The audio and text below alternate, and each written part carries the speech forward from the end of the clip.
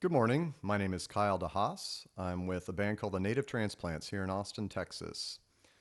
This is a lesson that's part of the Introduction to Music Production course offered by the Berklee School of Music Online. Today we're going to be talking about how to record audio into a digital audio workstation in the Linux environment. Before we get into the computer, let's talk about the signal flow outboard. I start with a keyboard. This is a synthesizer. This synthesizer puts output left and right, audio out, into an outboard mixer. I use this for gain staging. This is a Zoom R24. I've got channels 1 and 2, input from the keyboard. I've got another channel for my voice, and then this puts left and right out to my digital audio interface.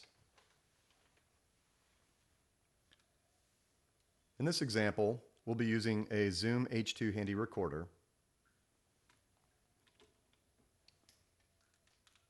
I have the line in from the mixer, stereo. Then I have a USB out going to the computer, and I'm also monitoring using headphones here.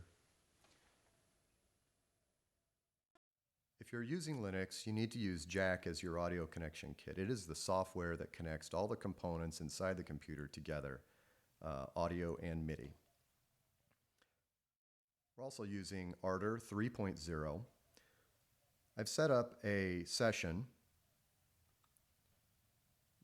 If you go to Session Properties under the Media tab, you'll find the place where you can set up the sample format for your session and also the file type. We're using a 24-bit broadcast wave as recommended. I've set up 2 tracks, a MIDI drum track and a MIDI bass track, and step sequenced a couple of measures. Let's see what they're connected to.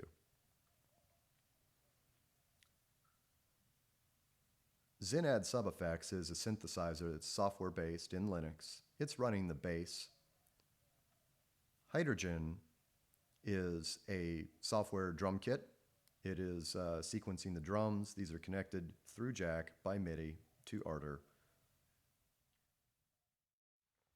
To begin recording in Ardour, we're going to have the drum and bass backing while we play a piano. We'll also hear a click. One thing about Ardour is that it doesn't have a count-in measure. So what I've done is actually started the regions, the tracks with music, on the beginning of the second measure. And then I use what's called a punch-in range. So this is the place where the recording actually starts. You can look up punch-in on your own.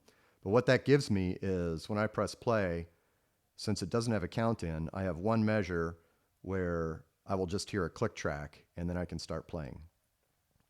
Very easy to add a track. Just go to Track, Add Track or Bus. This is going to be an audio track. We're going to choose stereo, and that's about it. I've already put it in here. All you got to do is double click on the name to change the name. We enable record. Then press the record ready button. And then once we hit play or the space bar, we listen to the 4 clicks and start playing. Let's go. Okay, I'm monitoring outboard with my headphones so I can hear what I'm playing. Let's go.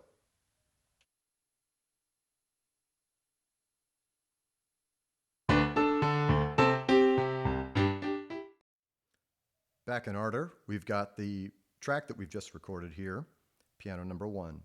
You can see that the audio started at the punch-in point. It also appears that it's a little out of sync with the MIDI. That's because of latency. We're going to take the grid snap off, drag the whole region to correct for this until it looks like it lines up, and then we'll see how it sounds. Add some vocals, pre-recorded, and go. Ah, ooh, werewolves of London. Ah, ooh.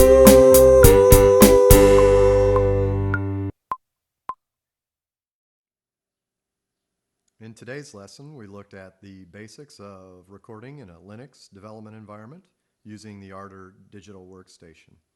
We looked at the outboard components, the signal flow, the basics of setting up the DAW, recording, dealing with latency, and this is all free and open source software, so enjoy it. From Austin, Texas, I'm Kyle DeHaas. Thank you.